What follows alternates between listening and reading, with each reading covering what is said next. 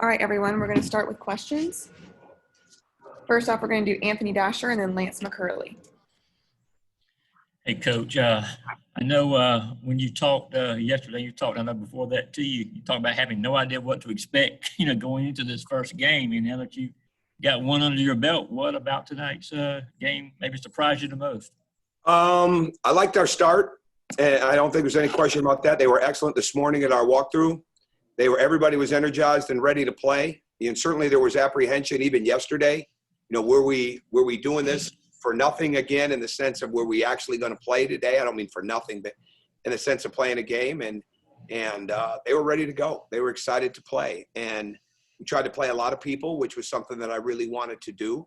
And but it quickly became a game with, okay, who's going to be able to make some defensive stops by guarding their man? Where is our help defense going to get better, and who can help make it get better? Who can be on the glass? I wasn't as concerned about the offense today, because I knew if we got stops, we were going to get out and run.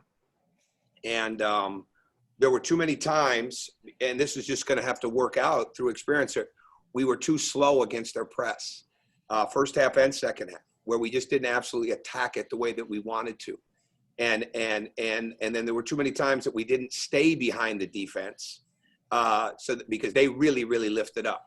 And Ty Fagan obviously knew what he was doing in that area of getting back and cutting. And the other guys, now that they have this game experience and they continue to see it, they'll get used to it too.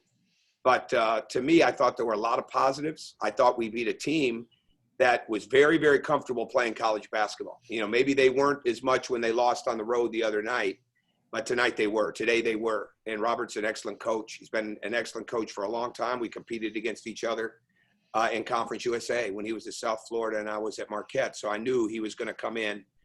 And I'm glad that we worked, even though we didn't attack it real well, I'm glad that we worked on their zone press to zone, because we really felt that would be something that once they saw our speed, that we would get a real dose of that. And so it gives us something to really study now, instead of watching last year's film or watching, other guys that we've had over a period of time. Now we get to watch ourselves. And I think that'll be very beneficial for them. Coach, give me your evaluation of Severe's first double-double of the season. And just at times he looked like a floor general out there, wheeling and dealing. And do you expect that from him for the rest of the season? Absolutely. I mean, he and I are starting to think a lot more alike. He had some ideas today inside of the game that he may not have had a year ago, in the sense of looking at actions that would work and where we could put certain people. And I think that's a growth thing for him. He really, really wants to be a leader. He really, really wants to be a floor general. And at the same time, he's incredibly fast. He played far more minutes than I would have liked to have had happen in knowing that we've got a game Wednesday and Friday. But to me, it is what it is. We got to win the game. And there was no, as much as you'd like to go in, and the only thing I really wanted to do was play everybody. And I played Jackson Etter late, and I didn't take him out for any other reason other than they were fouling, and I didn't want to put a kid that hadn't shot the ball automatically at the foul line in that situation. So that's why I went back with PJ. But we've got to become a team that's got strength in numbers.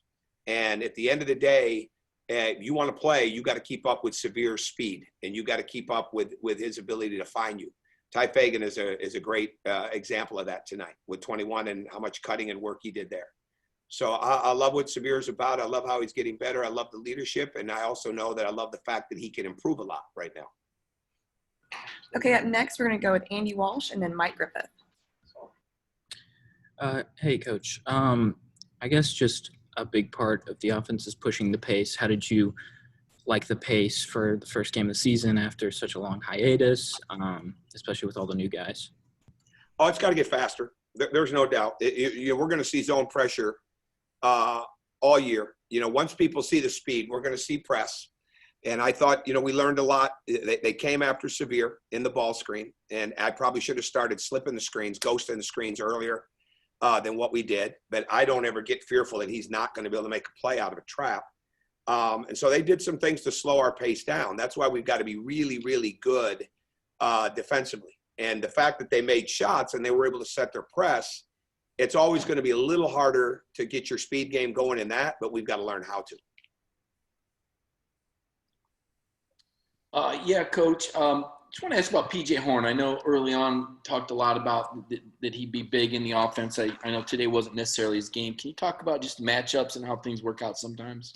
Yeah, I think he was like a lot of guys. He was pressing a little bit, and that if that first three goes down early, it's another story. But it's different, right? And we've got him guarding on the perimeter more and things like that. But I reminded him at a timeout. I said, "You played the 31 games last year. You're guarding Vernon Carey last year and everybody else that was in that league." I said, "Just relax and play." But they didn't really have anybody like that. So he's got to get better guarding on the perimeter. And he's going to be a driver for us. He's going to be a guy that's going to post and get fouled. But when he lines it up and he steps into his shot, I thought he rushed his shot a couple times early. He's going to be a big factor for us. I mean, he changes the energy level of the team when he's making threes. All right, up next, we're going to do Chip Towers and then Jed May. Yeah, Coach, obviously a double-double from Did any of you people come to the game today? I mean, did anybody come? Everybody's home. What is this? Sunday too. You guys are going to have, like, you're going to have a certain amount of actual games attended, and we'll go in the rankings of that. I'm kidding. Do what you got to do. Do what you got to do. No, but, a couple of doubles really. What's that book back there, War Stat? What's that about? I don't know. I was going to ask you that the other day. What is that, like a backdrop, or is that for real? Which one? War Stat over there next to Top Dog. Oh, that's War States. I can't see the E. Yeah, okay. It's actually a football book.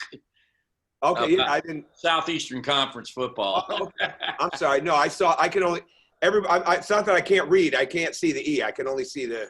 I'll clear it up and I'll make sure to take inventory next time. Now I know. I'm always looking for good new books. So, all right, go ahead. Ask your question. I'm sorry.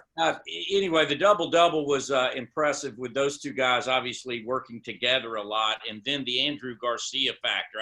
I think he, for me at least, seemed to fill the role that I expected for PJ Horn, realizing that it doesn't always go the way you expect. Well, it's both. PJ is a phenomenal shooter, and Andrew's getting better as a shooter.